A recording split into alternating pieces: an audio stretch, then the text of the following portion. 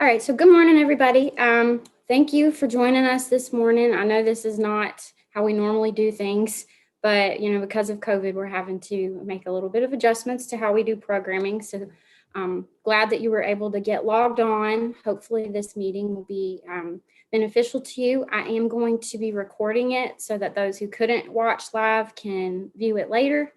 And any resources or anything that go along with it and some notes from the sponsors, I will be sending out in an email after the meeting is over also, so you can be looking for that.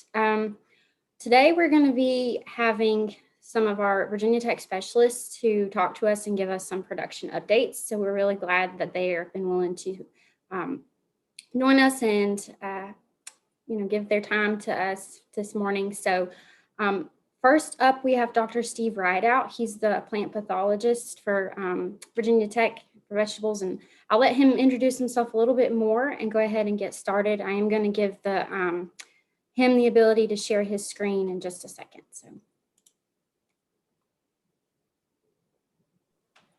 Okay, thank you, Ashley. Good morning, everyone. As Ashley said, sorry that we can't do this in person. I'm Steve Rideout. I've been with Virginia Tech 15 years now. Most of those, except for the last few months, I was stationed at the Eastern Shore, AREC and Painter. I recently moved to campus. I'm a vegetable plant pathologist, but like I said, been working in horticultural cropping systems for some time. Looking forward to being in Southwest Virginia and working with the growers and Ashley and everybody in the area to help with your disease problems and any other questions you might have. So I'm extremely happy to be here. If I sound a little muffled this morning, sorry, I had my wisdom teeth cut out last week. That wasn't a lot of fun, and I'm just trying to kind of get through it. So I'll do the best I can here the next few minutes. So I'm going to stop my video just to save on internet strength here, and go ahead and share my screen, and we'll start the presentation for today.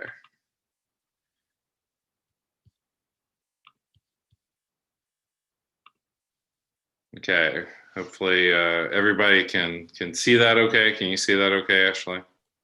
Yep. Looks good. All right, great. So again, thanks for coming today, and for those that will listen later on, never hesitate to reach out to me. I'll have my cell phone number, which is the best way to get me at the end of this. Again, stationed now in Blacksburg, been here since July, and really looking forward to working with growers in Southwest Virginia. With that being said, it would take a day for me to talk about all vegetable diseases that plague the Commonwealth. So I'm just going to highlight some that I think are pertinent for the area. And if I don't talk about something you're interested in, it's just, again, don't hesitate to call me. Some of the things I wanted to talk about today: pumpkin, tomato. We're going to talk a little bit about resources available to growers as well. So without further ado, I'll talk about pumpkins a little bit.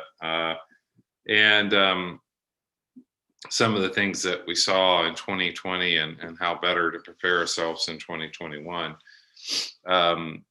In Virginia, there are about 3 or 4 major pumpkin viruses, and there's no really need to identify them 100%. They all fairly, or they look similar in a lot of ways. I mean, there are a few distinct different characteristics, but there's really no need to identify them. Once you see them, the plant's infected, and there's nothing you can do about it. One of the reasons why I mentioned the viruses, they were particularly bad in 2020. We saw them in a lot of different places. These viruses are either vectored by aphids or cucumber beetles in general. And what we saw were a lot of cucumber beetles early on. And that probably contributed to a lot of viral symptoms. And this plant actually is, shows it pretty well. You can see the plant grows along pretty well, and then it encounters a bad cucumber beetle or aphid that has that virus, transmits it to the plant, and from there on out, what you see is going to have symptoms of the virus. Here's a leaf that has this, mosaic pattern. The fruit, they'll look pretty dinged up. Some of these may even abort. Sometimes you get some really wild patterns on them. You get some that just never mature fully. So definitely something that can hit your bottom line pretty hard. So I think we'll talk a little bit about how best to deal with viruses in a bit. Wanted to shift gears to the next disease that we saw quite a bit of in 2020, and that's Plectosporium blight. This pathogen survives in the soil on plant debris. It can survive in the soil 2 to 3 years. It's typically a symptom of poor rotation. So this is a good, it's one of the few things that we really are certain on Plectosporium that helps is rotating. It's favored by warm weather. Certainly had a lot of that in 2020, where we had a lot of moisture, and it really drove disease levels up. There are no resistant varieties, but there are some differences, and we'll talk a little bit about that in a bit. It's also found on squash. You can see it on some other cucurbits as well, but pumpkin by far is the worst, and you will see it on squash sometimes. Okay, Plectosporium on the leaves. It looks like these little pin prick lesions, little tan, really small lesions. On the stem, you can actually see here these little, again, very small circular tan lesions. When you get a bunch of them, it gives it this like spotted appearance. So that's it on the stem. And here's where it really dings you. It gets on the fruit. You can see all kinds of different patterns, sometimes where the water stays or holds a little bit longer. You can see little stripes on them even. Another area where it really dings you up is the handle. As you saw, it was on the stem. You can have handles that are pretty banged up, don't look good, are very soft, don't hold on. Plectosporium also will affect ripening. You'll have pumpkins that don't ripen very good, kind of like this one. And here's a real close-up of what it looks like. Again, just circular raised tan spots. And these will kind of coalesce, make bigger ones. But again, it's something that really hits marketability. Here's a severe handle damage. And then again, it's just a pumpkin that never really matured because basically you had stem decay and just never made it. So again, a very devastating disease. So what are we going to do for this? Crop rotation, 2 to 3 years. Mulches and tillage. There's really conflicting research on tillage. There's some research that shows no-till helps, and there's some that shows it doesn't. So really, it's hard to say. I think the jury's still out on that one. Fungicides, you want to use them preventatively. So before you have a problem with it, chlorothalonil or Bravo, that's kind of use that as a cover spray or a protectant program. And then the chemistry that we feel best about are actually the strobilurins. And we're doing some testing to see if there's some other materials that work well on Plectosporium. But right now, Cabrio, Quadris, they're mixtures with strobilurins in them, like Pristine, Quadris Top also. But those would be good materials to to throw in there when your fruit are developing, getting size, or if you start to see some Plectosporium. Sanitation of infield equipment. We saw some instance this year where Plectosporium kind of started off of field equipment like irrigation hoses and stuff where it hadn't really been cleaned, or it's from the prior year. So it kind of served as an inoculum source. And varieties. Again, this is an area where Ashley and I want to kind of focus on for 2021. This is some data from a demo that was planted on with Dan and Chuck this past year that me and Ashley helped with, helped some a seed company personnel evaluate. And you can see there's pretty good Plectosporium in the field, a pretty good amount. So there's no resistance because they all kind of got it. But what we kind of found is there's some that get it much worse than others. Again, this isn't really replicated, so we still have to do quite a bit more research before we can make a lot of conclusions. But I did want to show that there are differences in the varieties. There are differences in handle versus fruit infections, whether you see Plectosporium on the handle or the fruit even. So again, lots to be learned in this area. And finally, I get a number of questions about post-harvest pumpkins, what to do with pumpkins after you harvested. And I just wanted to give a reminder of the best temperatures and relative humidity and ways to store pumpkins.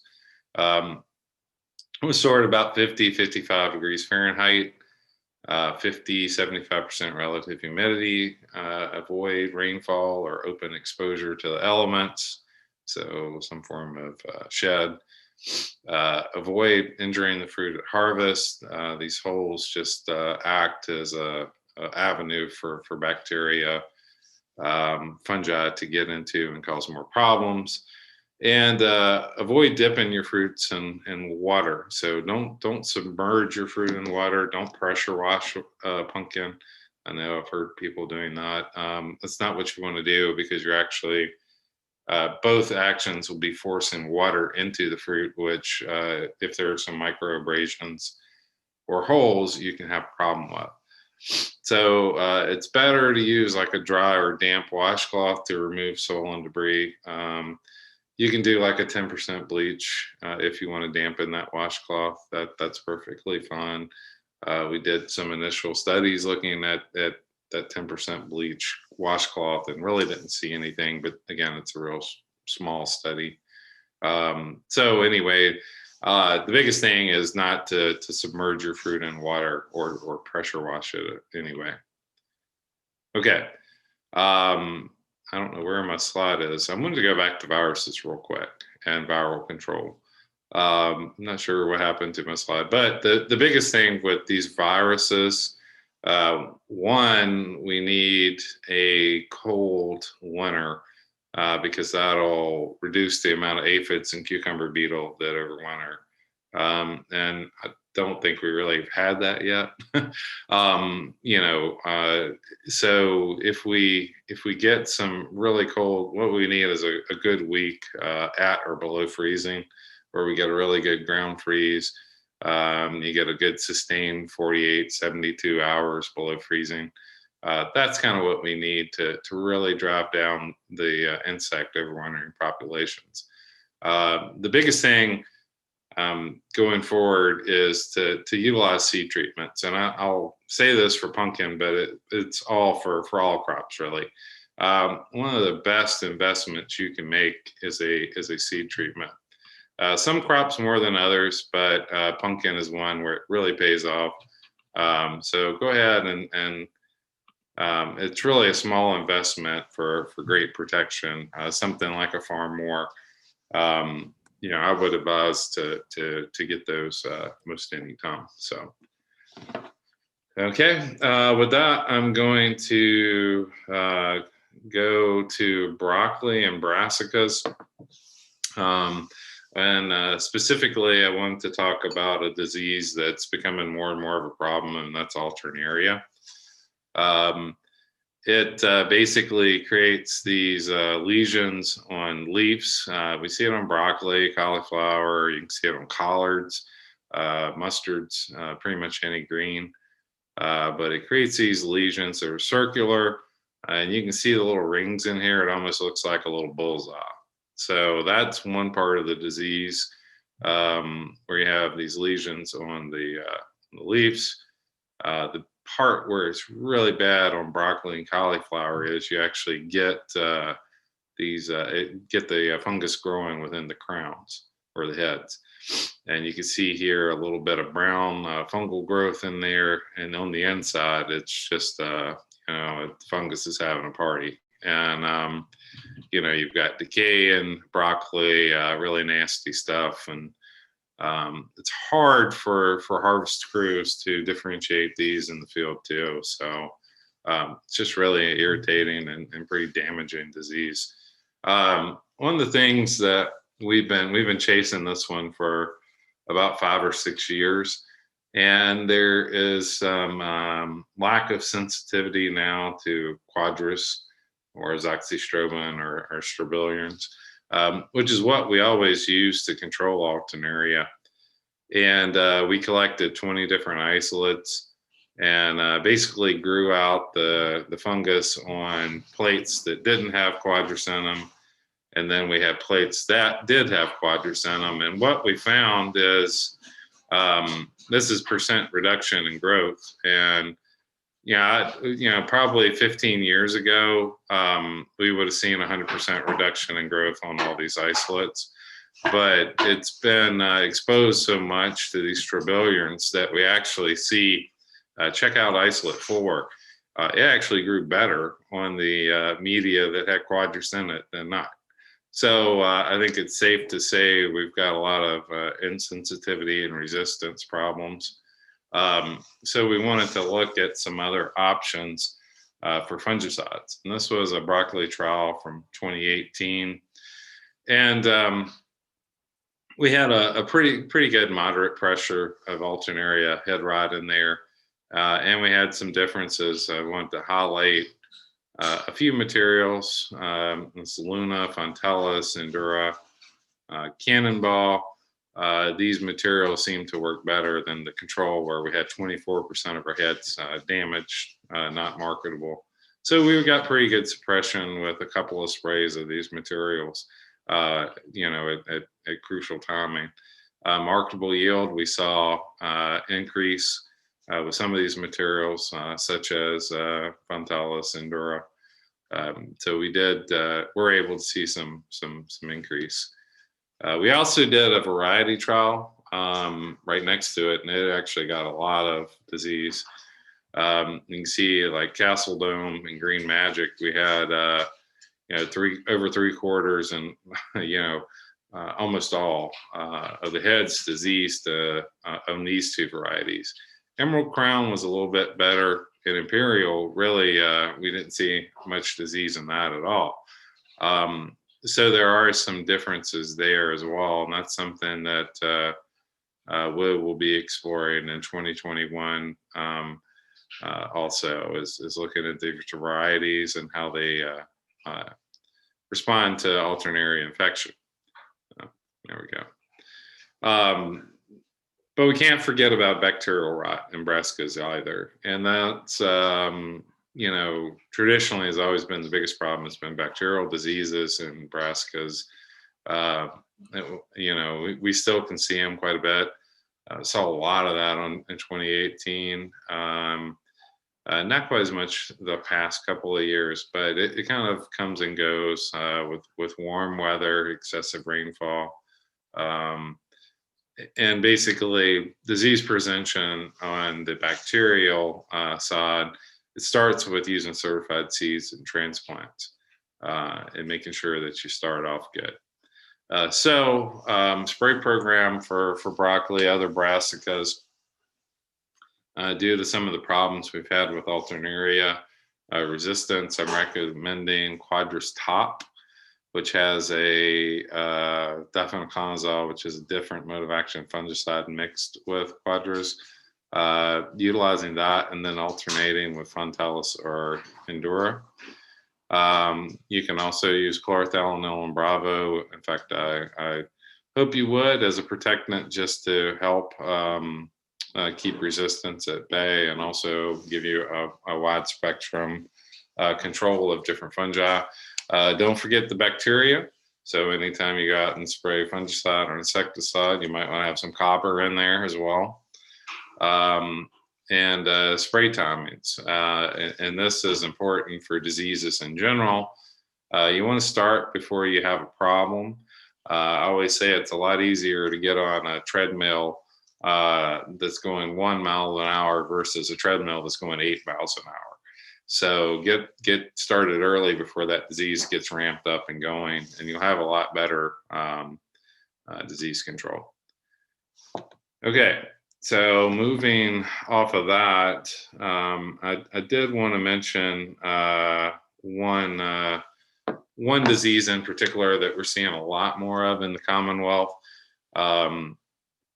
and really seeing it in areas where we aren't used to seeing it. And I think a lot of that can be, well, two things. One, nobody really fumigates as much as they used to, or with the materials that they used to use. And two, we've had a few mild winters. So this is southern blight, and as its name suggests, it's more commonly a problem in the Southeast. And we're really a transition state, always have been, where we see a lot of this in Tidewater, lower Piedmont, on the Eastern Shore. We saw quite a bit of it. But as you go north up into Pennsylvania, you really don't see a lot of it. But you do, we are starting to see it. It was reported in West Virginia. We found, we had it in Russell County this year. Just places where in my 15 years, I've never really seen southern blight. So I just want you to be on the lookout for it, because once you have it on your farm, it's difficult to manage and deal with. And it's something that I can talk to you about, and we can come up with a good management plan for. So it's not like it's a death sentence, but we definitely have to pay attention to it. It goes to most any crop, quite frankly. It doesn't really deal with the grasses like corn and wheat and stuff like that. But if you're a dicot, it can pretty much hit you. Here it is on potato. Here it is on tomato. It really likes solanaceous crops like tomato and pepper. Pepper will faint at the sight of southern blight. It just is really weak with it. So again, the way to identify it is right at the soil surface. You'll see this white growth, white fungal growth, and it starts producing these little things called sclerotia. And these are evil little things that overwinter in the soil for 5-6 years. So again, that's kind of how it gets stays in your soil and waits for its next meal. Here's a close-up of some of the damage it could do. Here, basically shredded this tomato crop or tomato stem.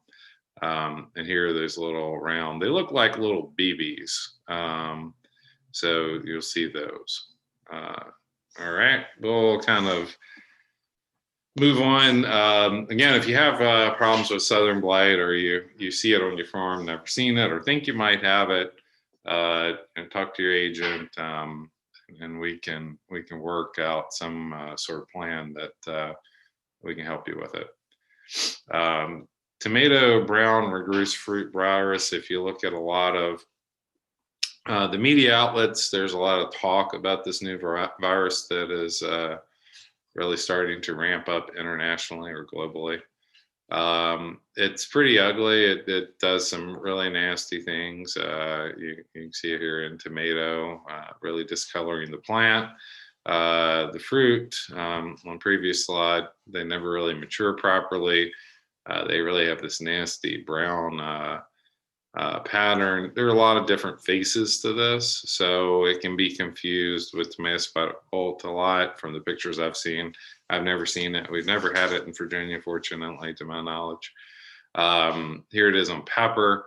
Again, just some really, really messes up maturation and marketability.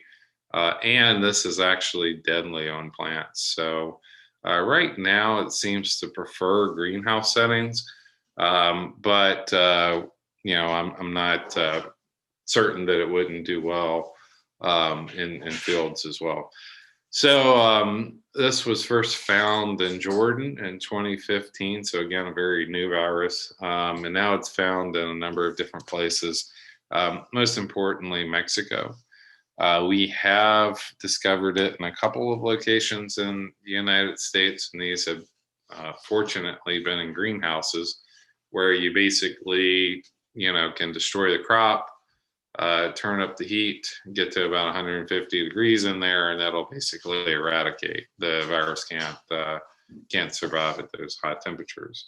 If we have a field setting outbreak, it would be very hard to get rid of because you can't do that. Infected fruit, we're constantly bringing in tomato fruit from Mexico. There have been some surveys that have found that the fruit that we bring in, that we brought in fruit infected with it. It hasn't gotten out of anywhere from the grocery store. And if you want to eat these fruit, they're okay for you. I mean, it's not going to hurt you necessarily, but may not be the best in the world. But anyway, so there are in our distribution chain as well. Transmission, it has seed-borne transmission. So here's another point where it's really important to get seed from certified seed or transplants from a reputable source. But also it can remain on plant disease for months. You can have contact distribution of the virus, which makes it particularly dangerous. It gets around sort of like TMV, tobacco mosaic virus does. So anyway, there's APHIS is monitoring it. They're inspecting pretty much anything coming into the countries, and I know that they're monitoring this very, very closely, as is VDEX. We're keeping an eye on this. We really don't want this in Virginia or widespread in the United States. So I will keep everybody updated should we have a problem with this. The last thing that I want to talk about, production gods and how to utilize them. I like to do this about every 5 years or so. And that's to go through and talk about the two production guides that we have here in Virginia, because I know that growers have asked me questions about the differences between the two and which one they should use. And I want to explain the two guides a little bit. So the first one is the Mid-Atlantic Commercial Vegetable Production Guide. It's basically done in conjunction with Maryland, Delaware, New Jersey, Pennsylvania, West Virginia. We do this as a group. You can get it online. It's updated every year. The other guide is the Southeastern Guide, and we're involved in the production of that too. But it involves most of the Southeastern states. So again, you have these two guides that we're kind of involved with. You can download this one for free also, or you can get a print version that is updated annually as well. But the reason why we're talking about this is there are some differences in these books that you need to be aware of. And one of the biggest differences is the way we list fungicides. The Mid-Atlantic lists only the fungicides that we have faith in or that we think will work. For the Southeastern Guide, it lists all the labeled fungicides. And we'll go through an example of what I mean there.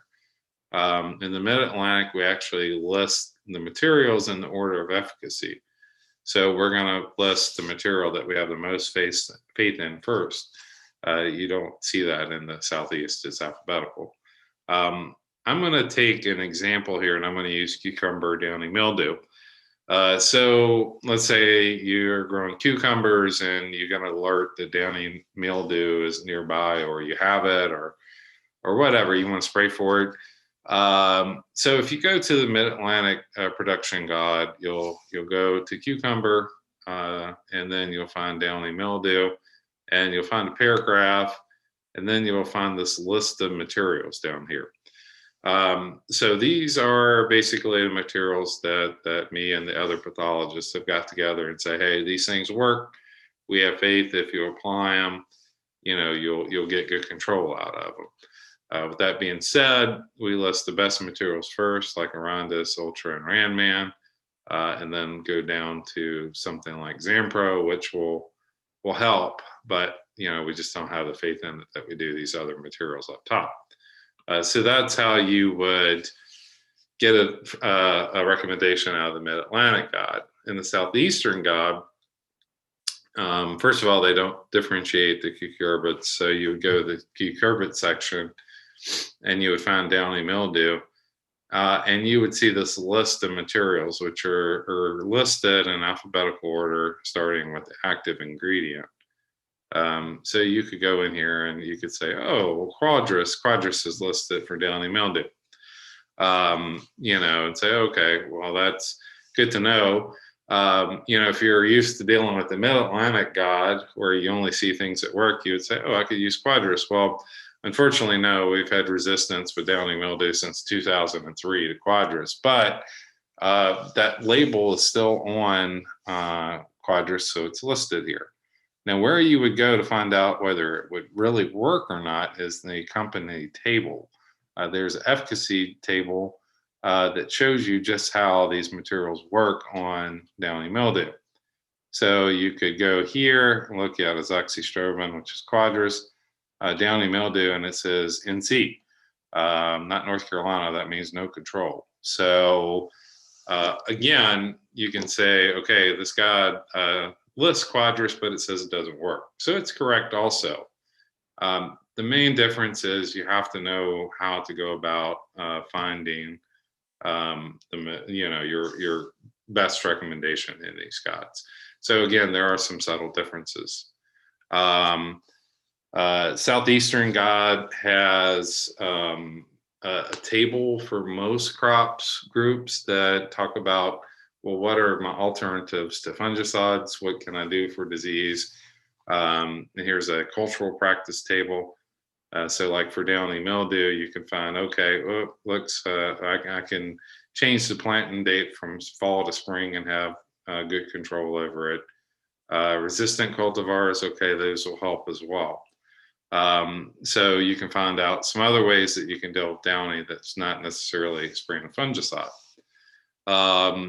That information is in the Mid-Atlantic also, but it's in this narrative paragraph or two that begins every disease synopsis. So again, you can find that, but it's just, resistant cultivars is in here. So again, you just have to know which guide you're dealing with, and know how to find what you need. Some other differences: the Southeastern guide groups by crop type. So like cucurbits are all one part. The Mid-Atlantic, we break them out into cucumber, melon, watermelon, squash, and pumpkin. Southeastern guide contains the following sections that are not found in the Mid-Atlantic: hops, Jerusalem artichoke, and tomatillo. The Mid-Atlantic guide contains the following but aren't found in the Southeast: horseradish, leeks, and strawberries. Disease and insects, I think Tom would agree that there's a little difference in the pressure in the two regions. So what we see in terms of insects and disease pressure and whether they're resistant to certain pesticides is certainly different from what they see in Florida and Georgia. So, I mean, basically, my thought, we have 2 books, and they're both good. We both work, or we all work on both of these. And I think Tom would agree that we have a little bit more faith in the Mid-Atlantic, just because it's more tailored to our area.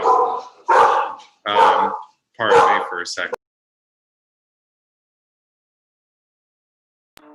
Okay, sorry about that. So anyway, I would say that. Now, if you're a gardener or a homeowner, please forgive my dogs. There's the Home Ground and Animals God. And so with that, hopefully we have a better 2021.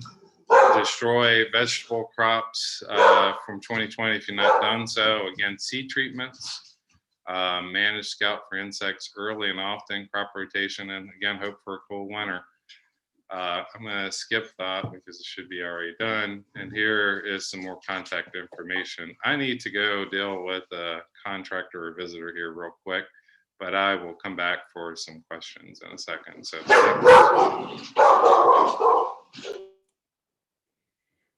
while he's doing that, I did want to point out at the bottom of your screen, you should have it says chat.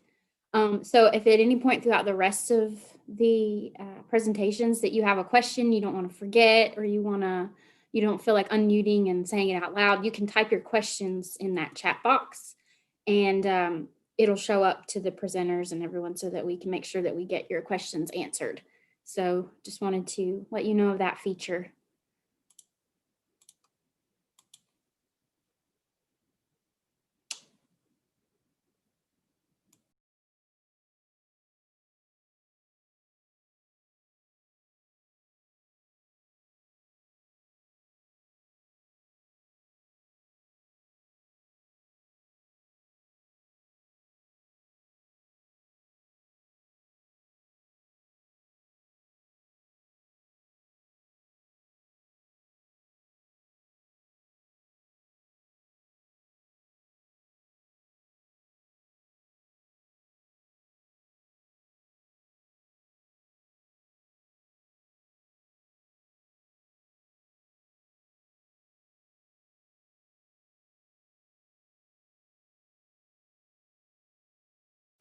And I guess now is a good time too, while we're in a little bit of an intermission. I wanted to point out that our sponsor for this meeting this morning was Harris Moran Seed Company. I don't know if you all have met Sue Colucci, but she is kind of our rep for this area, and she sent, or at the beginning of the presentation, I had her, excuse me, I had her contact information posted, and I'll be sure to mail that back out to the listserv after the meeting's over. But if you talk to her in the near future, be sure to reach out and thank her. And we also have some information coming from some other seed companies, some new varieties and things of interest that I'll be sure to email out also when I receive that from them. So.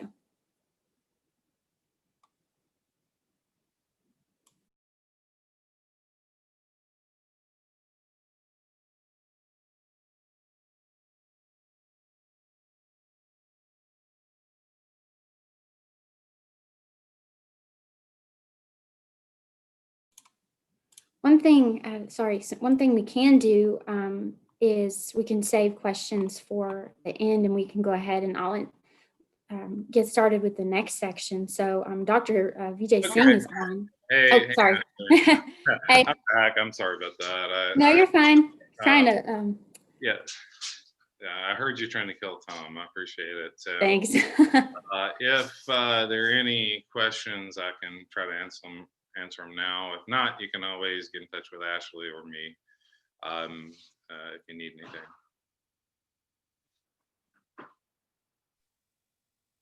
Okay. Hear any questions? You can unmute your mics at the bottom if you have questions. Or you can do them in chat, or again, yeah. Email either one of us or text or whatever. Okay. All right. Well, thanks everybody. Y'all have a great day. Thanks, Dr. Rideout. Yep. All All right, so Dr. Singh, if you're ready, I can turn it over to you and let you start your presentation on weeds. Hi, Ashley. Hello, everyone. I'm ready. So, can you hear me? Yes, let me make you a co-host real quick so that you can share things. So. Okay. All right, you should be good to go. So,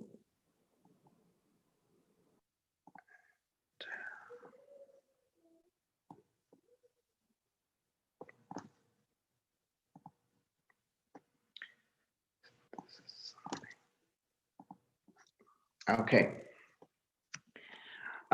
Today, how I frame this presentation is there are some topics related to tomato, pepper, and also to touch some base on call crops like I discussed last year, and there were some issues. There were some lack of options, herbicide options, which we could use in call crops. So I would like to update on that as well, like what we did last year and when you would be able to use those options in call crops. So let's start with the tomato pepper. And in this presentation, I would be indicating the herbicide option that this is for tomato, this is for pepper, and also for the specific weeds. So the growers who are actually facing some issues with particular weed species or the particular crop, so they could just pay attention to that instead of getting confused with all the options I would be discussing. Like this, we all know that weed, if you are smoking weed, then definitely you can meet with an accident and it can, cause car crashes. But it's not just that weed. Our normal weeds, which we actually face in our cropping systems or on the sideways, on near the roads or in our other structural areas. So those can also actually cause accidents. And this is one of that example of tumbleweed. So tumbleweed, it's from, I think, the Washington. So it rolls because of the wind conditions and accumulates on one particular area. And, you could, pictures are, very clear. So they engulf the whole cars, SUVs in them. So they can also cause accidents, and it's not just about tumbleweed. There are several weeds actually which can pose big problems. And definitely today we would be talking about the weeds in our agriculture systems and how we can control them. One of the weeds, like for example, you would be knowing Palmer amaranth, right? So it can grow very big and can produce a lot of seeds. And if we want to be able to control those seeds, the next year, since they can replenish the soil seed bank, so next year, they can give rise to a lot of plants in your field. So apart from weed management in general, we are also facing a lot of issues about the herbicide resistance. And there's a global increase in the unique herbicide resistant cases globally and also particularly in US. So we have like near about 160, 65 unique herbicide resistant cases in US, and that's alarming. For example, these are particular weed species. So if you would see Lolium rigidum, this species we don't have here in US. We have a related species of Lolium, means you call it ryegrass, right? Italian ryegrass or ryegrass. Annual ryegrass. So we have those, but yeah, since it's a related species, so you can see that 14 sites of action. When we say sites of action, means different herbicides acting upon your weeds to kill them at different sites. So that means there are several herbicides, which belongs to those 14 sites of action. So it is resistant to all of those herbicides. Same way, echinoclora. That's not a problem here because we don't grow much of the rice, but still you can see echinoclora crucially problem in corn fields or sorghum fields. OA mostly people see that problem in turf grasses, but Illucine indica, so this like these, yeah, again, low limb. So this is the weed actually here. So we see this normally in our field in Virginia, and it is resistant to 8 sites of action. Palmer amaranth, which is one of the most troublesome weed, is resistant to 7 sites of action. So, and this graph indicates, so this was in 2018, but basically it indicates the most of the like resistant cases in our area, like in Virginia or Mid-Atlantic region. So whatever the color you are seeing, mostly if we see here yellow and oranges. So yellow and oranges are like horsetail, or you can call it marestail also, horseweed and marestail. So they are resistant. And then the another one is Palmer amaranth. Now, this is not the case that we only have resistance to these weed species. We have resistance cases to different herbicides in case of common ragweed, then Italian ryegrass, but those have not been reported officially on the herbicide resistance action committee. So we are working on that, and soon all of those cases would be reported. This year, I asked extension agents and growers to send us samples of resistant weeds if you are facing in your fields, so that we can screen that and also can help you to find alternate management options for controlling those herbicide resistant weeds. So this year our focus is on particular 3 weed species. One is Palmer amaranth, resistant to glyphosate or any weed, any herbicide, whatever you think or facing a problem in your field. So Palmer amaranth, Italian ryegrass, that's a major weed in like during the winters in wheat or even the vegetable crops. And then the third one is the common ragweed. Common ragweed is a major problem, especially in soybean and cotton systems. So yeah, this is the same thing, but this third column here is actually pertaining to Virginia, and this is for Delaware and Maryland. So we would just talk about Virginia here.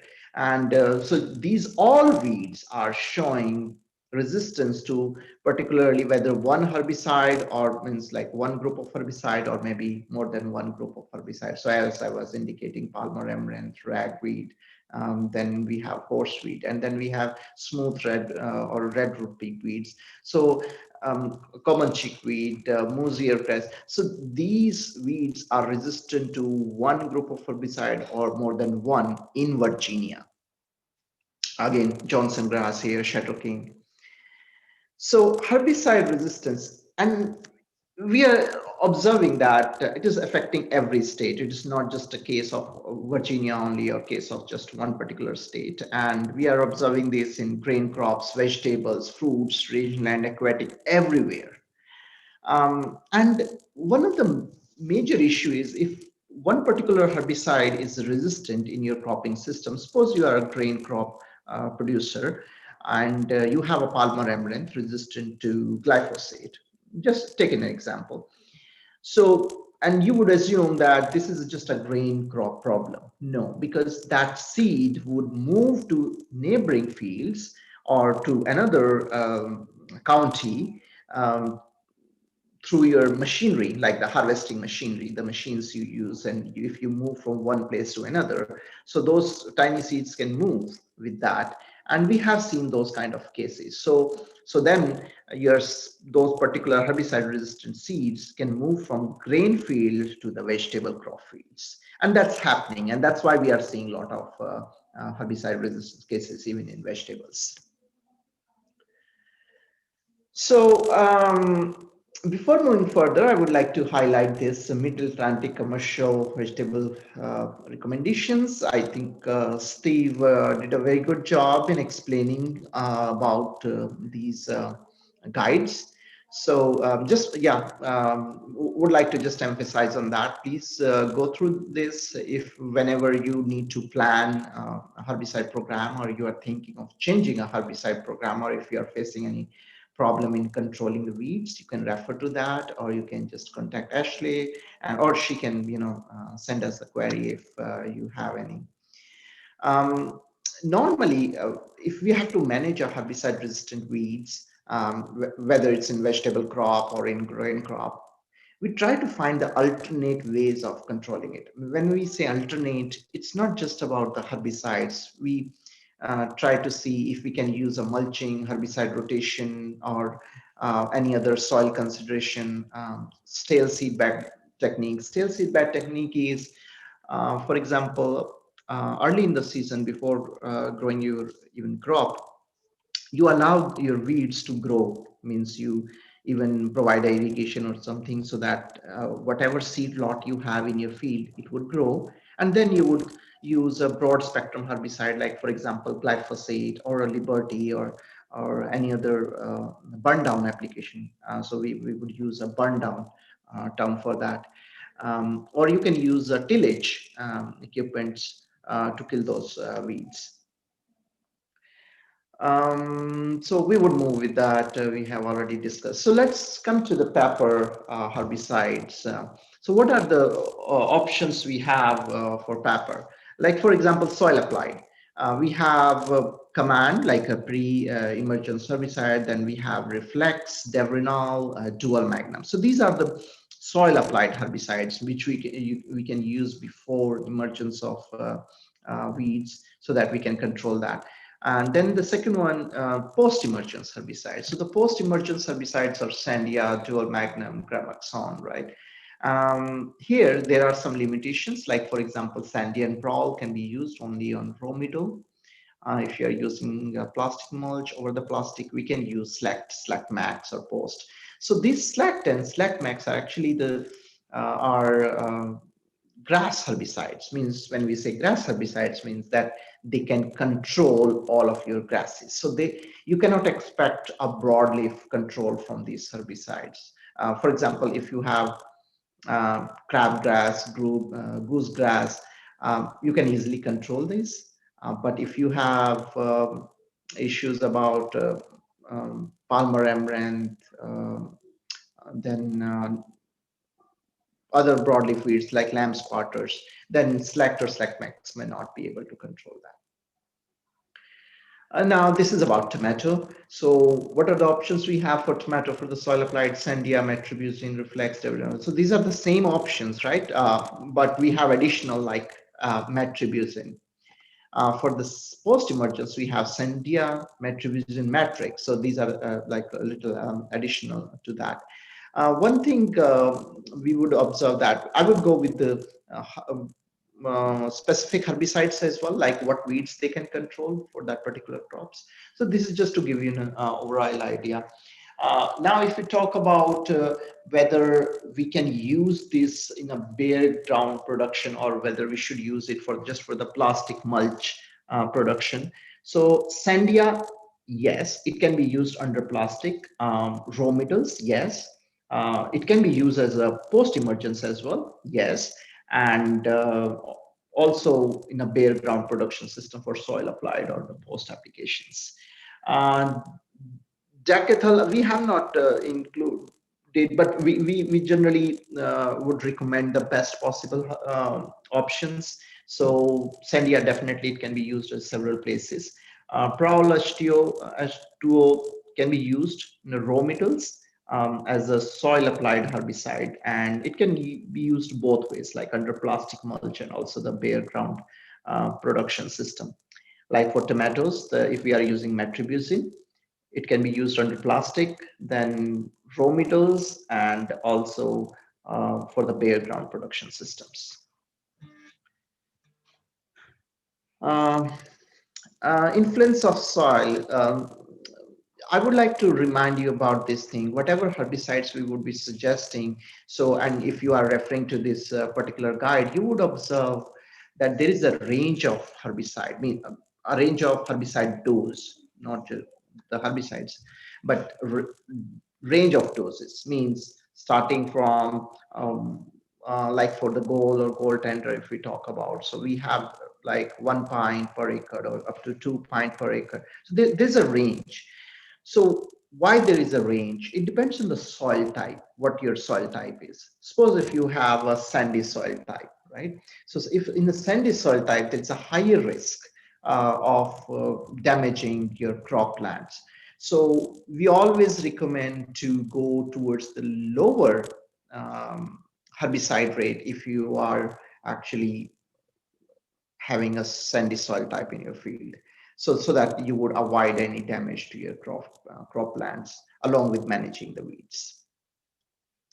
So, and one of the reason is your herbicide, if like sandy soil type, they have a more or bigger pore spaces in that, and then your herbicide can leach down to the root zone of your crops and can damage that. So now let's go one by one. So napropramide. So this is the herbicide, and there are different formulations, 2XT and dry formulations. So you can use either of that in this range, 2 to 4 quart or 2 to 4 pounds. It can be used under plastic and raw middle. Rainfall or irrigation, that's kind of a requirement to increase its efficacy. And actually most of the herbicides, if you are using pre-emergence herbicide, you need to have a good moisture for those herbicides to act. This is good for both grasses and small city broadleaf weeds. When we talk about the dual magnum, so dual magnum, it is actually like, for example, sorry, dual magnum, you can use 0.5 to 2 pints per acre. And it is labeled for peppers, 24C for Virginia, and tomato, 1 to 2 pints for tomato as well. Now, for it primarily controls annual grasses, nutsedge, and small seeded broadleaf weeds. But you may see some kind of an injury on weak plants. Like, for example, if your crop plants are already stressed, so then as metachlor, or when we say dual magnum as a product name, it can cause actually injury to your crop plants. So don't apply on a stressed crop. Then we have another one is reflex. So the reflex is again 24C. It has been approved for Virginia. I need to check it, but I think it's already approved for Virginia. But you need to focus here that it is approved only for the transplanted tomatoes, not for the directly seeded. And again, there is an recommendations of using this only once every 2 years, not every year, because that can be injurious. And this herbicide has a good residual period. It can control a range of broadleaf weed species in pre and post. This herbicide is actually a very good herbicide for controlling the Palmer amaranth. Point to be noted that this herbicide may not control lamb squatters. It would only suppress the common ragweed. So this thing we need to keep in mind, even though lamb squatters and common ragweed are the broadleaf weeds, but yeah, this herbicide is not effective on this. But yeah, it's good. It's very effective on Palmer amaranth, smooth pigweeds. Then pendimethalin, as I indicated, it can be used in raw metals only, and it's a pre-emergence herbicide, can control annual grasses and certain broadleaf weeds. Do not use when soils are cold or wet soil during emergence, as it can cause crop injuries. Halosulfuron. Now, if you have a problem of yellow nutsedge in your field, and most of the growers actually, they know the herbicide options or the herbicide programs which they can use to control grasses and broadleaf weeds, but they always face a problem with controlling the yellow nutsedge. Halosulfuron is one of the best herbicide to control yellow nutsedge, and basically it can be used actually. This halosulfuron can be used both ways. Your pre-emergence, like so under soil applied, and also as a post-emergence. And if you have, like for example, later on, if you are observing some yellow nutsedge in your field, Sandia is your friend actually in controlling that yellow nutsedge, and also many of the broadleaf weeds. It has a limitation of not controlling nightshades. That's a limitation of this particular herbicide. For pepper, you can use it only for the raw metals, but for tomatoes, under plastic and raw metals, both ways you can use it. So I understand among you farmers, not everyone is planting pepper and tomato both. So if you are a tomato farmer, please follow the guidelines here. Like you can use it for plastic and raw metal, but if you are a pepper farmer, then please pay attention that we can only use it for raw metals only. Now the metribuzin, as I indicated initially, that metribuzin is only recommended for tomatoes.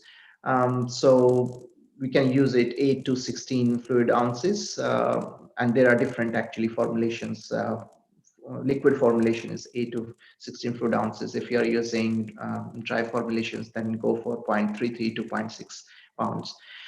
Sandy soils and low organic matter increases risk. So I already indicated this. So whatever residual herbicides we are using, particularly if they have some residual activity, please use lower dose on the sandy soils. And this herbicide is actually quite effective on most broadleaf weeds, but it is weak on grasses.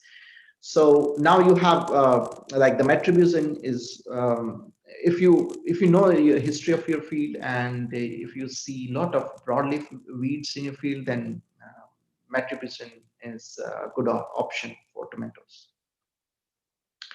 Clamazone. This is a pre-emergence herbicide, but it is for pepper only. So see, I'm giving options for each and every crop, like what we are discussing today. So for example, here metribuzin was just for the tomatoes, but here clamazone is just for the peppers. So if the farmers are growing peppers, it can control both like annual grasses and broadleaf weeds as well. It's more of a grass herbicide, but it has activity on the broadleaf weeds also. But it would not control pigweed species, carpetweed, morning glory, and yellow nutsedge. So these are the limitations. But if you are facing these limitations, then I have indicated Sandia, which can help you in controlling this, particularly the yellow nutsedge and these broadleaf weeds. And for pigweeds, you have other options, as I indicated, and especially if you use dual magnum, that would help actually instead of using command. The command is pre-emergence herbicide, and dual magnum is again a pre-emergence herbicide. So that you need to evaluate your field, what weed species you have. I would summarize in the end actually based on our experiences and what program we would suggest. Like for the post-emergence, so whatever herbicide I have I just indicated earlier were for the pre-emergence, and now these are for the post-emergence herbicides. So Sandia, as I indicated, is for post-emergence control as well. So it can control yellow nutsedge and certain annual broadleaf weeds. Will not control lamb spot or nightshade, indicated earlier as well. Over the top, post-directed can be used, but not on the top in plastic culture. So that's not recommended. Rim sulfuron. So rim sulfuron, the product name is actually Matrix. So 1 to 2 ounce, and for the Matrix, like the dry formulations, please apply with NIS, that is non-ionic surfactant. Tomatoes should be at least 2 leaves tall, means the transplants that fully recovered from the shock of transplanting. So because otherwise this herbicide can cause injury to your tomato transplants as well. Apply to small weeds which are just emerging or emerged out, but like about 1 inch tall. This herbicide can control many broadleaf weeds and some grasses. And like initially, when we talk about like this here, Sandia, it is weak on nightshade, right? But now we are giving you another option. If you have a problem of nightshade, then actually you can use Matrix to control those nightshades.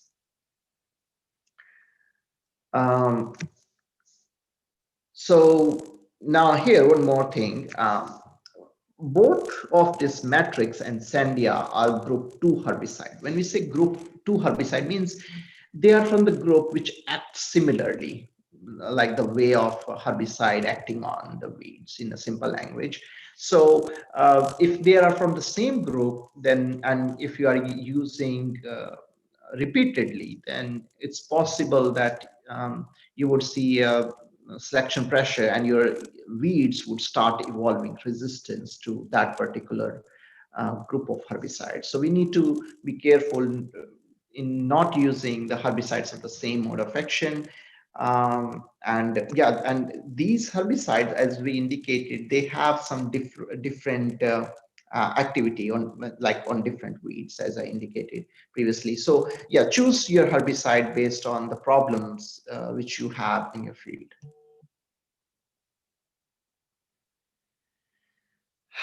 Now, metribuzin, it can be used as a post application also, like we talk about the tomato, up to 1 inch tall weeds, and mostly the broadleaf weed control. So like not weak on grasses and nightshade. So definitely we would not be relying on this herbicide for controlling grasses in tomato. Risk of injury highest when applied following days of cloudy or humid weather. So we need to be very careful about that. Delay application for 2-3 days of a sunny, dry weather. So this herbicide is good and effective. Safe to your crop if weather is good. If it's like humid or cloudy or without sunny, then it could be, damaging to your crop as well. Select or Select Max. These are the herbicide, but these are the grass herbicide. So I'm just giving an example because in the previous slide I gave you example of metribuzin because that was a broadleaf herbicide, means it can control broadleaf weeds. Now I'm giving you a grass herbicide example which can control just grasses. So if you have a problem of grasses in your fields. So and then normally growers, they say like, oh, we don't have problem of grasses. So I gave you example the best option for controlling grasses. I gave you example of the best options to control the broadleaf weeds. Now these are the best options for controlling the yellow nutsedge. Like in tomato, we have a Sandia is one of the best option to control yellow nutsedge. Now if you are growing a pepper, then you have a dual magnum as one of the best options. Dual magnum would be used as a pre-emergence herbicide, but it actually controls yellow nutsedge. Keep in mind, Sandia, you should use only in row middles.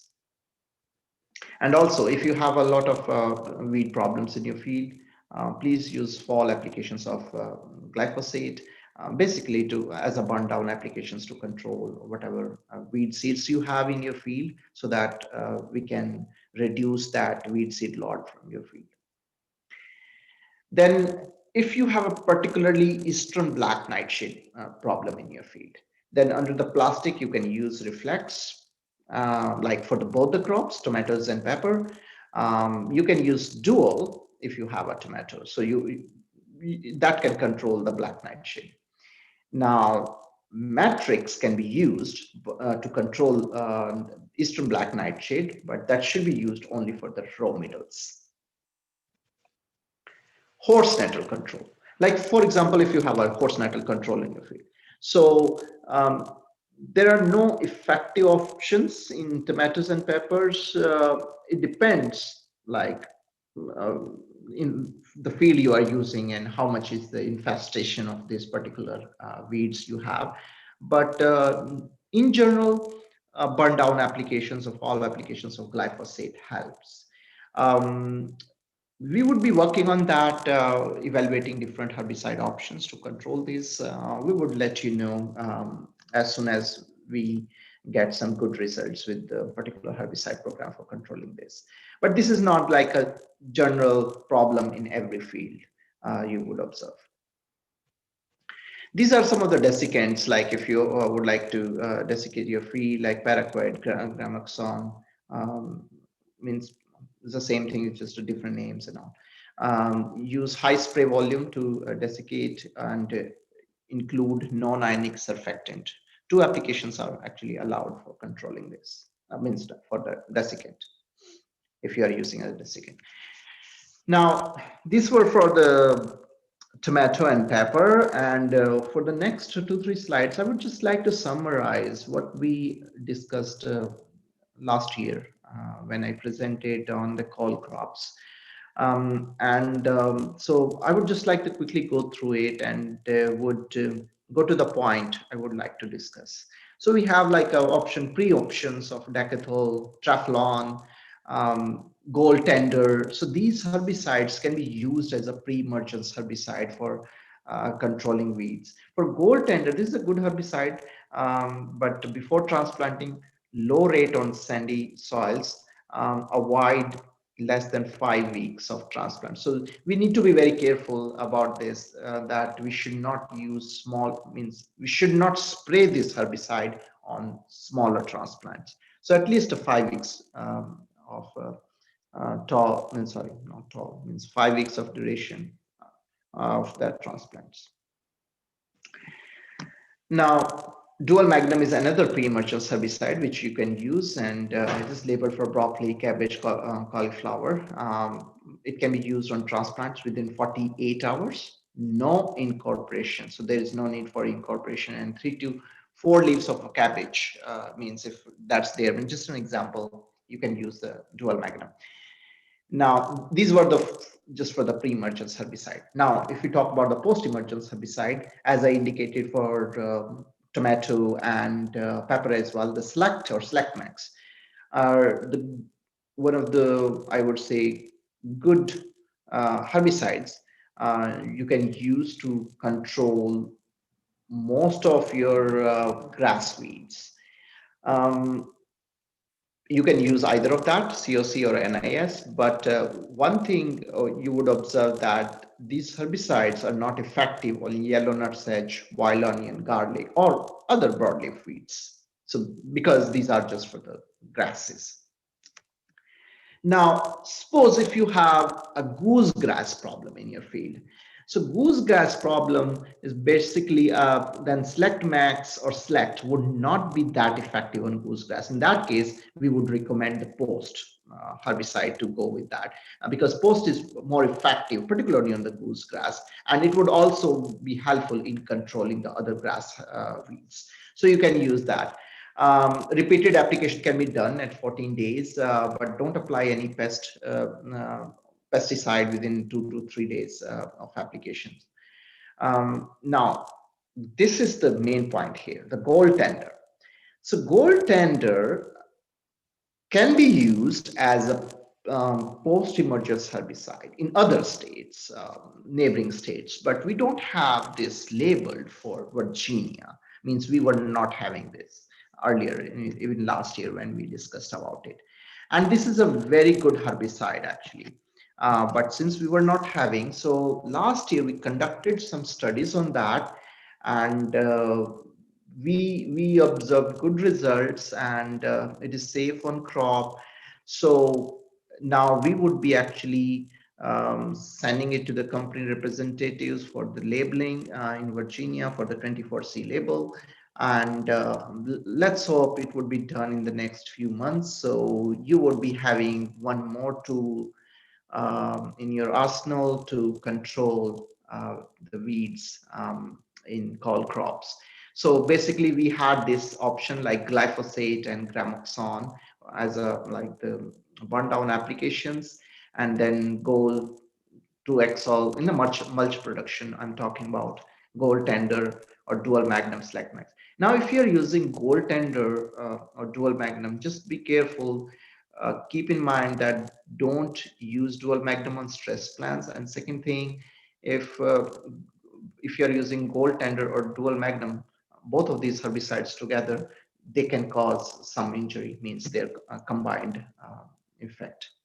Select max, you would use it if there are a lot of grasses in your field or production system. Now, the another system is for the background production. For example, if you can use Traflan, you need to incorporate it, then goal or goaltender, and then dual magnum and select max. So that could be one of the option, right? So, but since in Virginia we were not having this option here, so we were left with just dual magnum or select max. So that's the option we would like to give to the growers. So we have worked on that, and last year, and now this year you would be able to, I think, get this option. And apart from this, I already discussed all this point. Don't use dual on stress plant mulch. If you're using Roundup, as I indicated previously here, if you're using Roundup or so, and even on a mulch, so wash it, either wash it or even after washing, you should have an interval of near about 7 days. Otherwise, it has the potential to kill your crop plants. For gold, don't do any cultivation, because otherwise it would actually cause soil disturbance and would make your herbicide ineffective.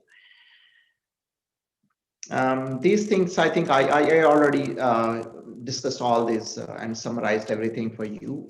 But at last, I would like to tell you, so this is just an example of all the herbicide resistant weeds, and these are the counties reported. So if you have any herbicide resistant weeds in your counties, or means neighboring counties, or if you know, or if your friends or extension agents, let them know and send us samples.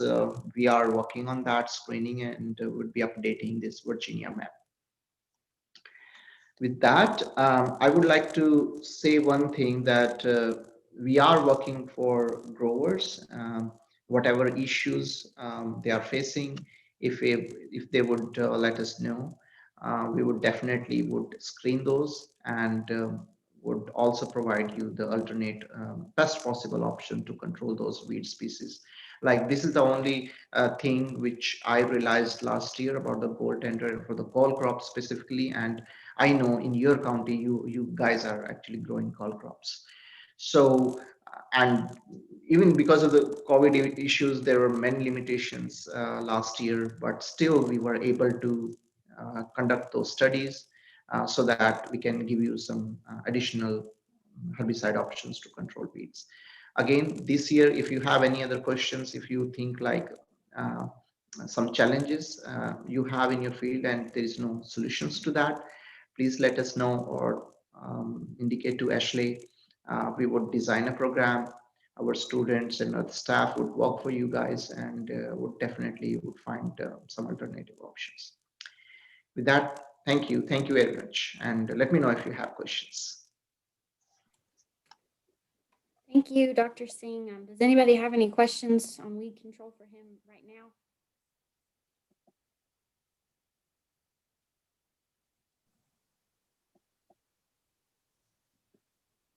Okay. Well, like he said, if you end up having any, you can let him know or let me know, and I'll get them to him, and we'll hopefully get you some answers.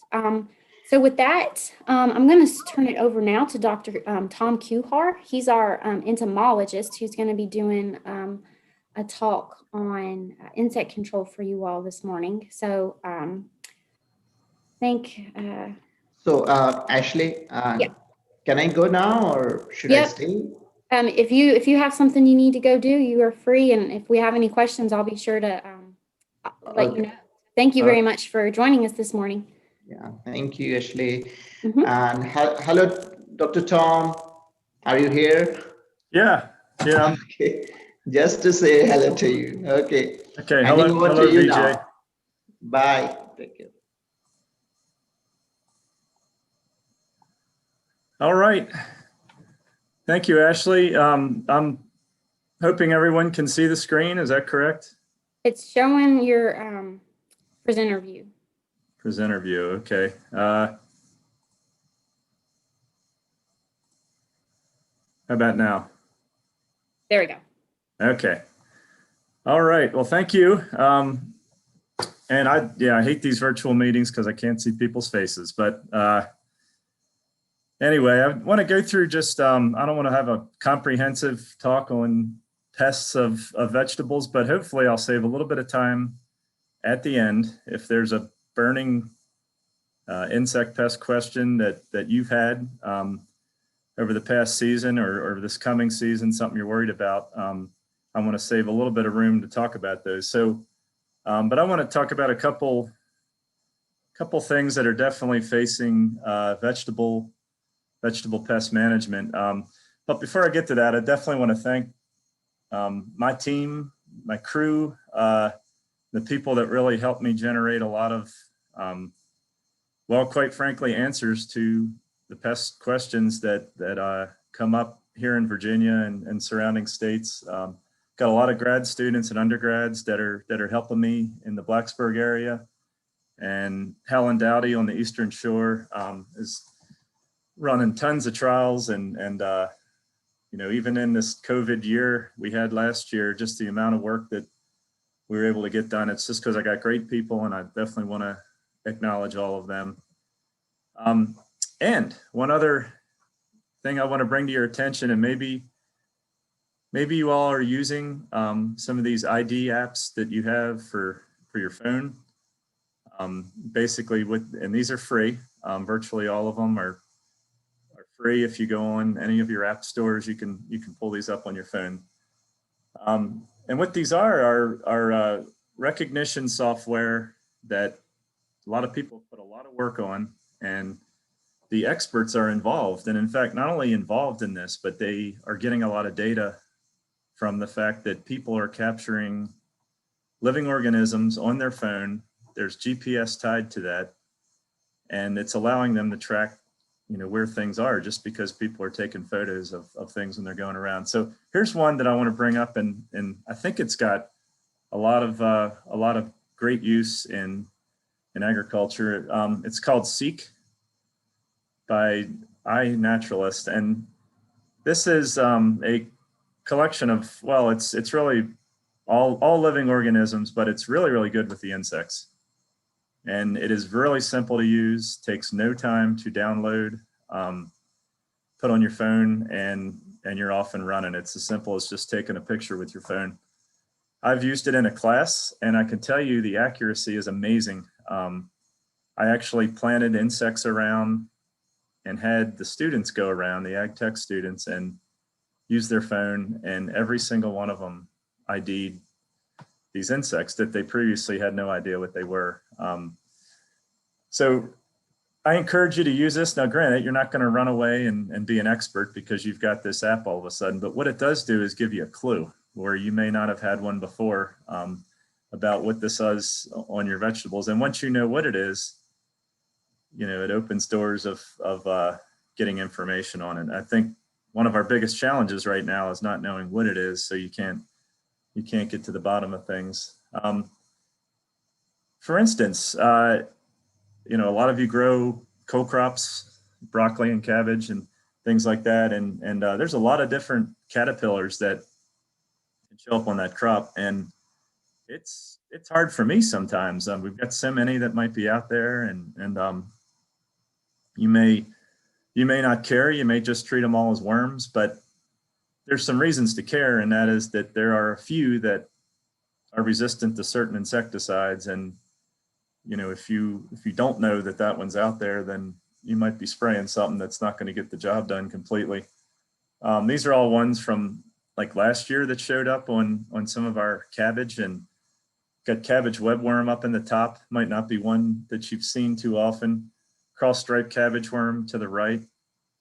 But then we also got beet armyworm, and that's the one on the bottom left. A lot of these look similar. They're green a lot of times, but this app could quickly identify these. And in this case, it was important to know that beet armyworm was in the mix, because That insect is resistant to pyrethroid insecticides. Also shows some resistance to lanate.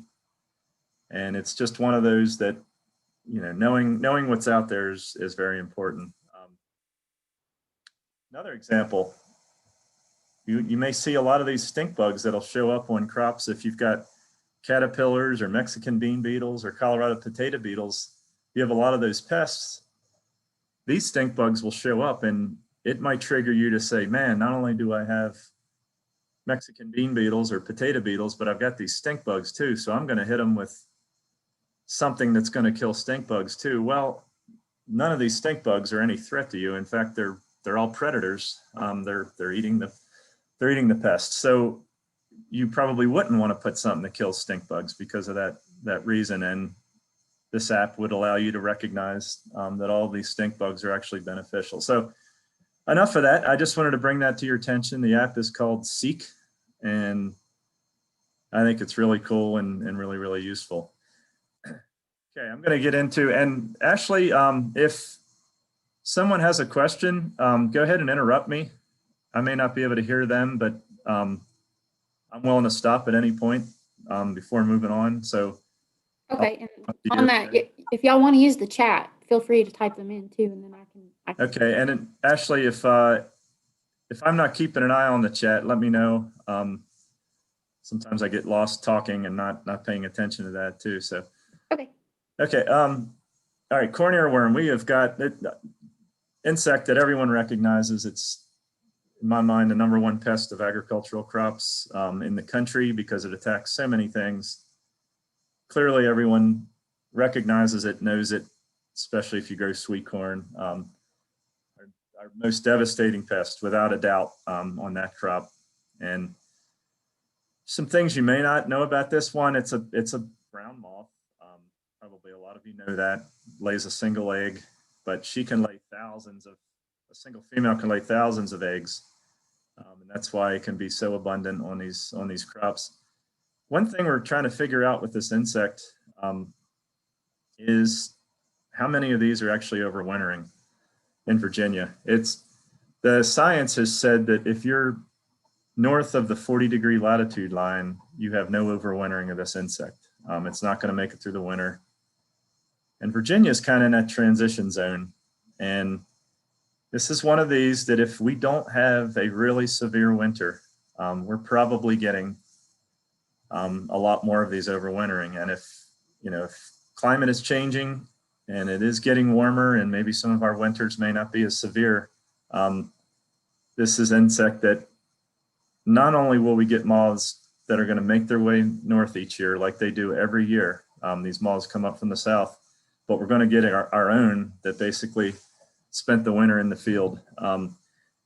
And I think we're seeing a little of both right now still, and it's probably varies across the state, but that's going to have some implications with something else I'm going to talk about, which is insecticide resistance, which has become a pretty big problem with this insect. So I've just seen in my career, I've started really working hard at vegetable pest management since about 2000. And boy, there was no doubt that pyrethroids were the kind of the gold standard for controlling this insect. They were used on all the crops, cotton, all the vegetables, soybeans, to control corn earworm, and they were very, very effective. All the trials that I did, the pyrethroid would be right there at the top. And that's the way it was for a long time. And there's so many pyrethroids, they all worked. I didn't really see any difference between any of them. And that was kind of how things were for many years. And then 2008 or so, there was a lot of work going on with testing resistance to pyrethroids and corn earworm. There were problems occurring in other parts of the country, like the Deep South and the Midwest. And we picked up on it in our Virginia populations. This was a lot of work spearheaded at the Tidewater AREC, started by Ames Herbert. Now Sally Taylor's there, also continuing it on, where they basically monitor for resistance to pyrethroids using these viral tests. You put the moth in there and it should die. Well, they're not dying anymore. And And that started about 2008. We just kept getting higher and higher survival of moths, which was an indication that pyrethroids aren't doing the trick anymore. That was a warning. And then all of a sudden, I think in about 2 to 3 years ago, we started seeing field level failures in our trials where we had not seen those before. So we have problems, there's no doubt. So I just decided in 2020, I had my grad student, Kemper Sutton, who's actually co-advised by Steve Rideout, and then Helen on the Eastern Shore. And what we did is we say, all right, let's take the top pyrethroids used right now in vegetable crops and actually some field crops. Let's test them all at their highest rates. And we're going to test them in sweet corn because that is the hardest crop to control corn earworm in, because it's so easy for them to get inside the husk and then they're protected. So really, really hard crop to test them in, and let's just test them all head to head and see what's going on. We did this in 2 locations, Eastern Shore, and we did it at Kentland Farm in Whitethorn, Virginia. And we blasted them. We put 7 applications on, really covered it. It wasn't an issue of coverage or anything like that. We've sprayed these, we hosed down these ears and silks with these insecticides, just had every chance to work. This is what we found. This is Whitethorn, so a little bit closer to the Hillsville area, hour or so away. We actually are getting really, really good control with all of the pyrethroids. As you can see in this slide, this is percent clean ears, and that's really good control. And the siege at the top, by the way, it's a diamide plus the pyrethroid lambda-cyhalothrin. So that's kind of, we're comparing if you put another insecticide chemistry in there, is that going to improve things? In this case, it didn't. Pyrethroids actually gave really, really good control. So that's a good sign for this part of the state. What we don't know is Whitethorn similar to Hillsville, similar to Richmond, similar to, we only know this was basically what we got this year in Whitethorn. Now let's look and see what we got on the Eastern Shore, and we got different results. These are all your pyrethroids, and that's how many percent clean ears there were. And as you can see, the siege really outperformed all of the pyrethroids, and that's because the siege has a diamide, same diamide that's in the insecticide Coragen, and that's the part of the product that really, really contributed to this excellent control. So on the other side of the state, we're getting much different results. So some of our questions moving forward are, looking around the state and just seeing how this varies. Where's the cutoff line? And also from year to year. The one thing I told you, I said there's moths that are making their way up from the south each year. So are we going to get the same results on the Eastern Shore as we got this year? I don't know. But we need to do it over multiple years, and then we need to look at other places of the state. So we will be interested in other locations. So maybe there's something in the Hillsville area where we can look at corn earworms this year, coming 2021. Okay. Okay, so we've got problems with pyrethroids. So the answers are simple. When you get resistance, the one thing you don't want to do is to just keep using those things until they just absolutely are useless. Got to rotate your chemistries. That is the rules. That is the best approach without a doubt. So there's a lot of selective insecticides that are out there, and some for sweet corn growers. Black Hawk and Radiant, for instance, these are spinosyn insecticides, and Coragen, like I mentioned, a diamide. These are probably your best options. Besiege now has the combo. So now that you've got to rotate, I think it's prime time to start thinking about the overall IPM approach, integrated pest management. So can we integrate chemical control into vegetables where we may actually get a lot of biological control as well? 1-2 punch. We're being forced into it by resistance concerns, but it's probably the most sound way to go anyway. So you probably notice in not only sweet corn, but a lot of vegetables, you got your lady beetles, you got a lot of bugs that are running around, just tons of natural enemies that come once the pests show up in these systems. And, you know, it just makes total sense to let them do what they do and to maybe put things out that aren't going to kill these.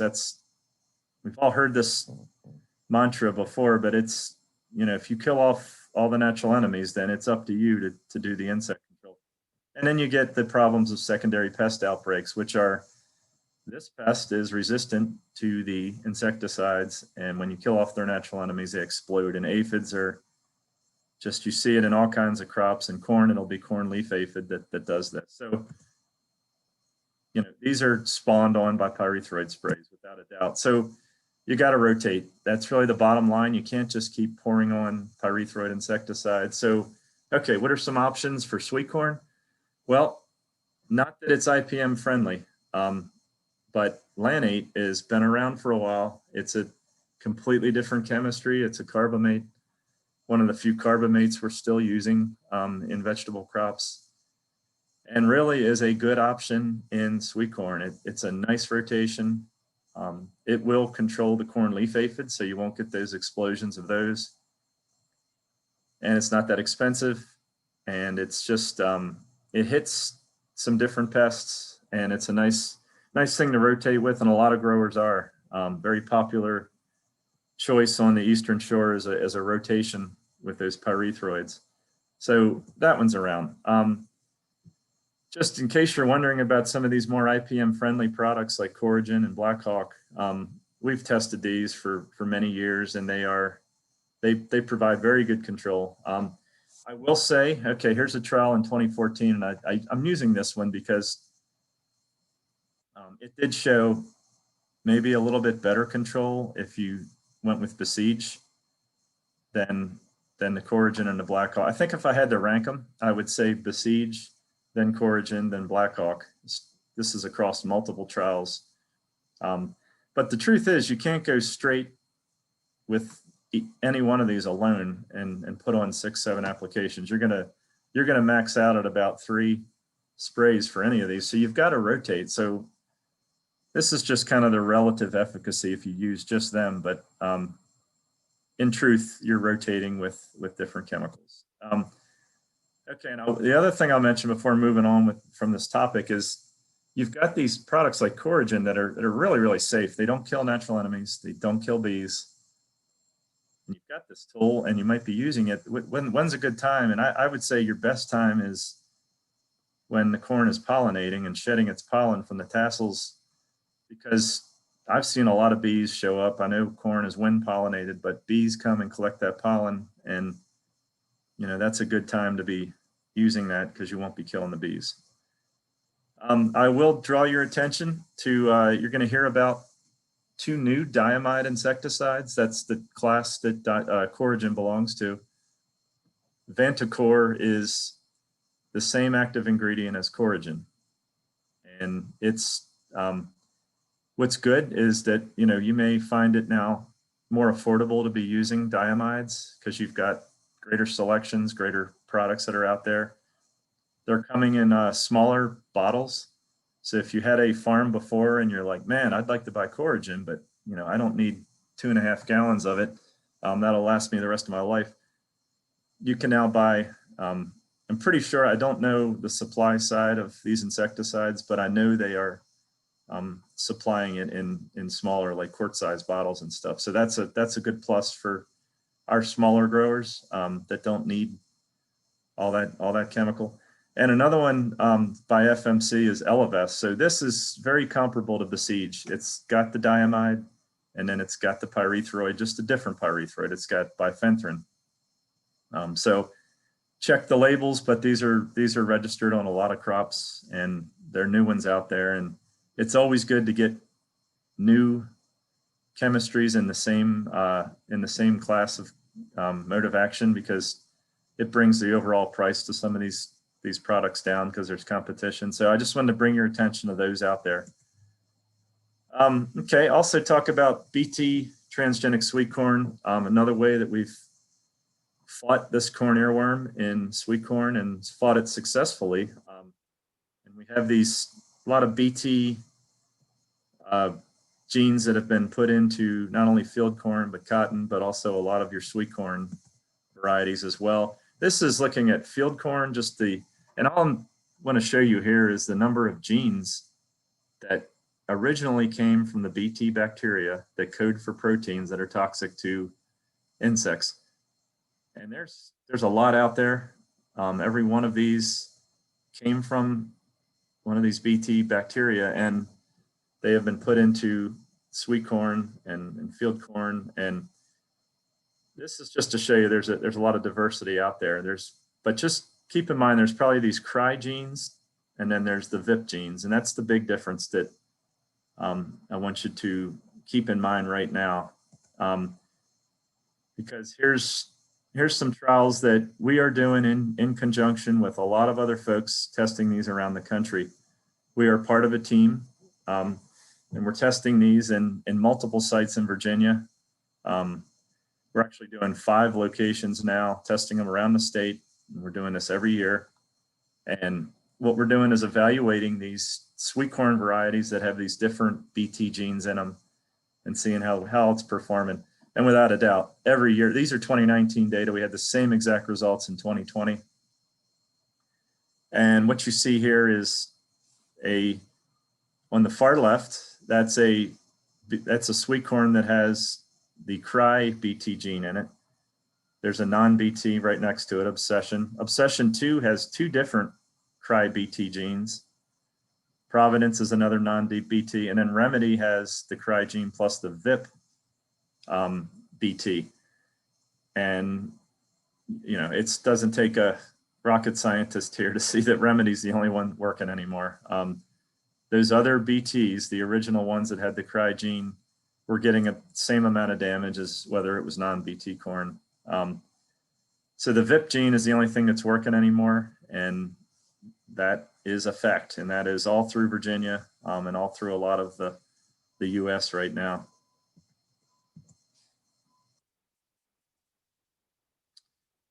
Okay, so we have corn earworm resistant to the cry Bt gene is what that told us.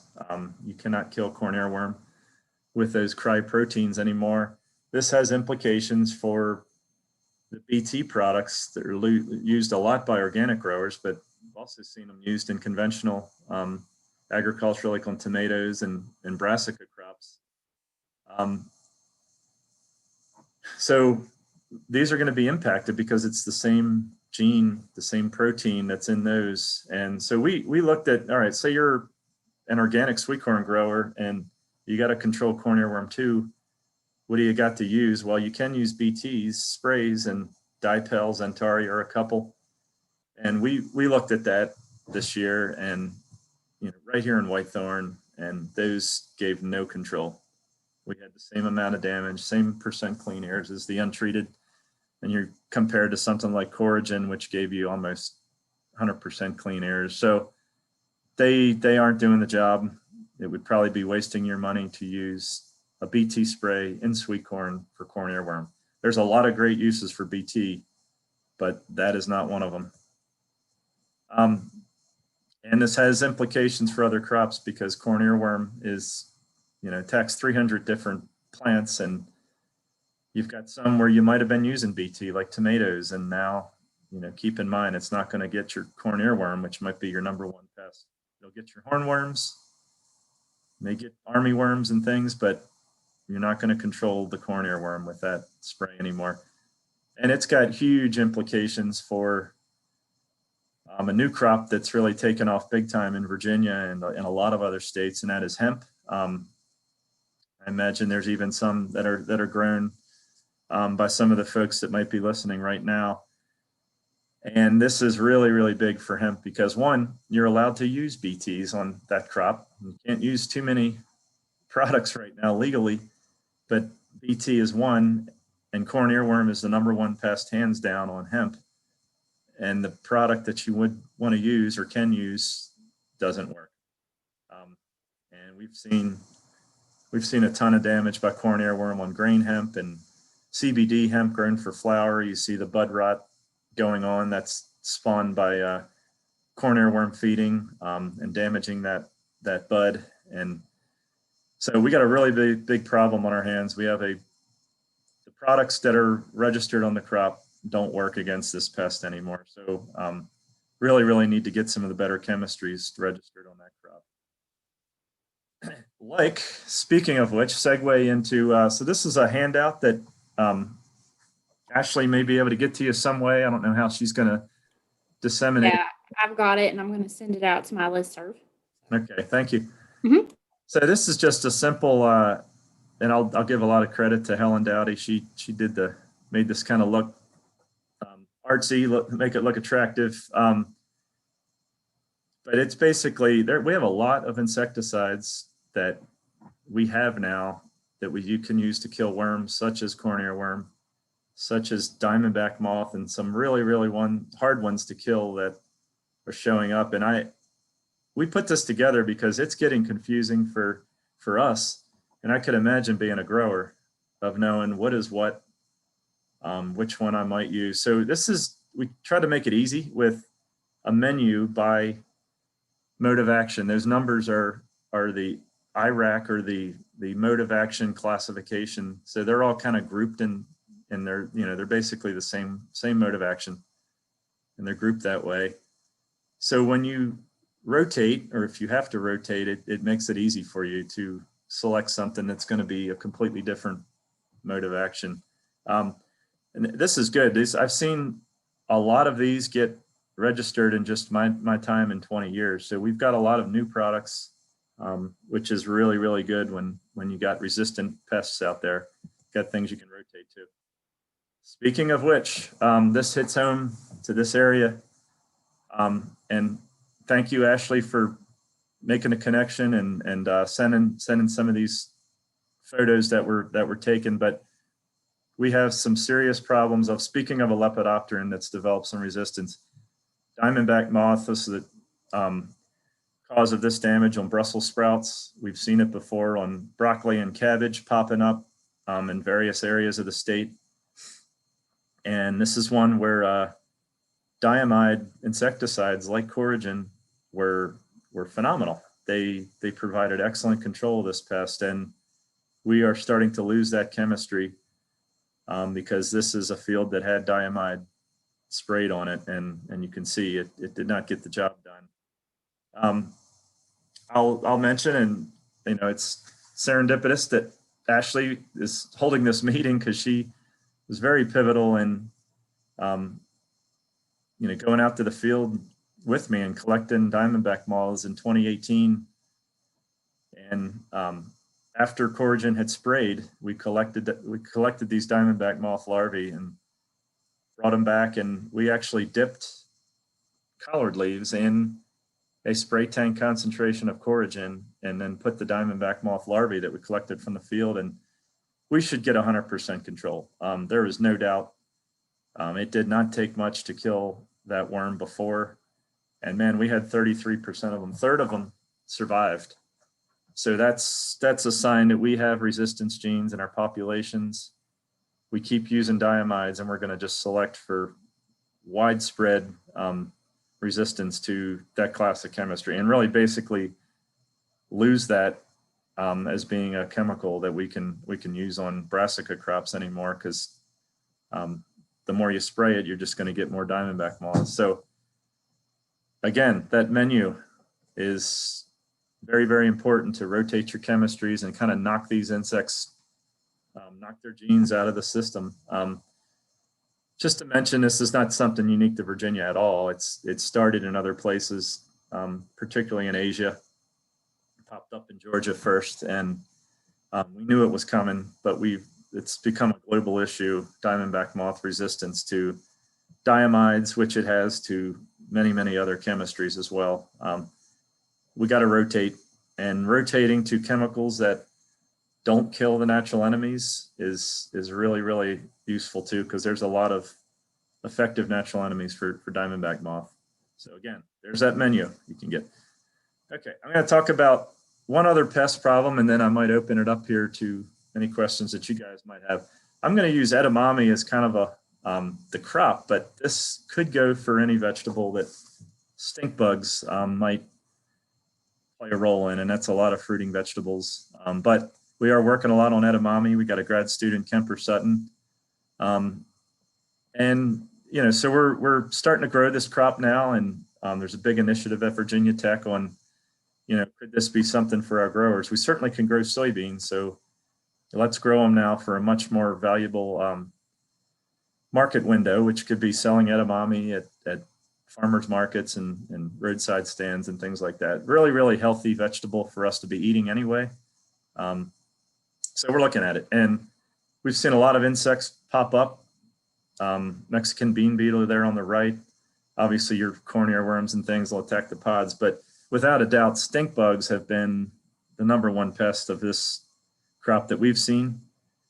And their damage to edamame is much, much greater than to soybeans because, you know, a little bit of cosmetic feeding injury to the seeds on a well-developed soybean is not going to be that big of a deal. You're not harvesting it for fresh market vegetable things, but it's horrible for if you need to eat that as a vegetable. So the damage has got a lot greater impact, and therefore stink bugs are much, much greater. We have a lot of stink bugs. There's several that'll show up on the vegetables: the brown, the green, red shoulder, dusky. These were ones that, if you flip back 10, 15 years ago, these were the main ones that I was dealing with on a regular basis, growers were dealing with. And then all of a sudden, just things changed. I'll get into that in a second, the changes that we're seeing. But just so you know, just a quick reminder, stink bugs are not going to chew a hole. They have, their mouth parts have stylets, which are basically tubes. One injects some saliva that has digestive enzymes that can liquefy a pod, a seed, liquefy the internal tissue, and then the other one is like a straw that sucks it up. So it pierces this beak in there, and these stylets do their thing, liquefy tissue and suck it back up. And what's left behind is all kinds of injuries. Seeds don't develop on beans, feeding marks where they were on fruiting vegetables and things. And you guys have seen it and you know what I'm talking about. But I just wanted to remind you of that's stink bug feeding, and that's what it does to our vegetables.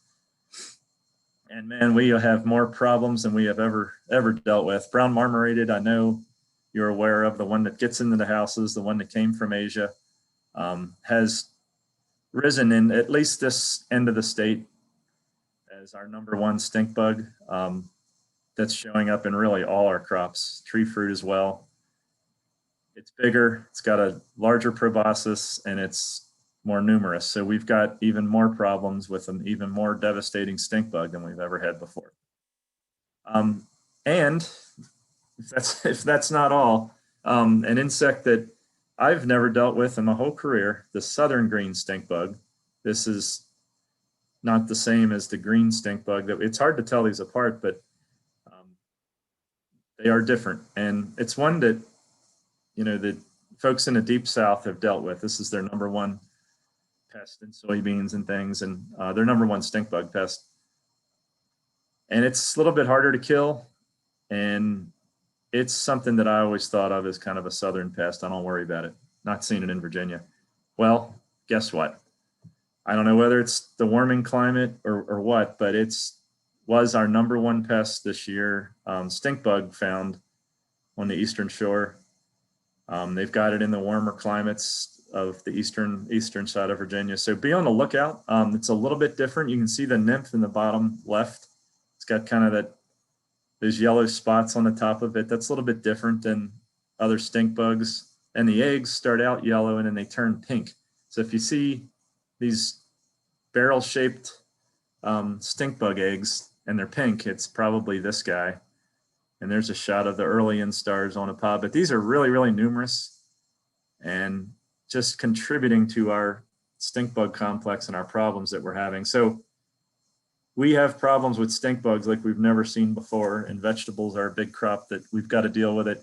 Good news is I've been testing insecticides for 20 years on stink bugs and done a lot of work. In fact, wrote a review article in a journal on insecticide control, a review of it on stink bugs. And anyway, I'll just cut to the chase. Pyrethroids, the insecticide that I said we've got to stop using for corn earworm because of resistance, and is the best answer for stink bugs. So neonicotinoids also work. They've got their own issues, and some growers, you can't use these from a regulatory standpoint. But those are effective as well. But these are the only two. We've got some organophosphates that might be registered on some crops, but very few vegetables can you use some of these products. But so we're down to using those two. And it's, you should hold off until you've got the stink bugs, and then hit them with this thing that's going to kill them. Not just constant blanket sprays, because we're going to have these resistance problems and things with other pests. So I'm going to end with that as far as kind of giving you, but it's a general rule of thumb right now. We've got worms that have developed resistance to pyrethroids in our vegetables. And then we've got stink bugs that are becoming a really, really big pest problem for a lot of reasons. And the pyrethroids are probably the best answer for those. So the bottom line is you've got to take better care of watching your vegetables and seeing what's out there. And then you got to make these decisions and hit them in a timely manner. So that's just kind of a general recommendation of what we're learning and some of the big issues that are going on. And I'm happy to talk about any other pest problems that you might have. Does anybody have any other questions about anything else? While we have him on here, it's a good time to ask. Okay.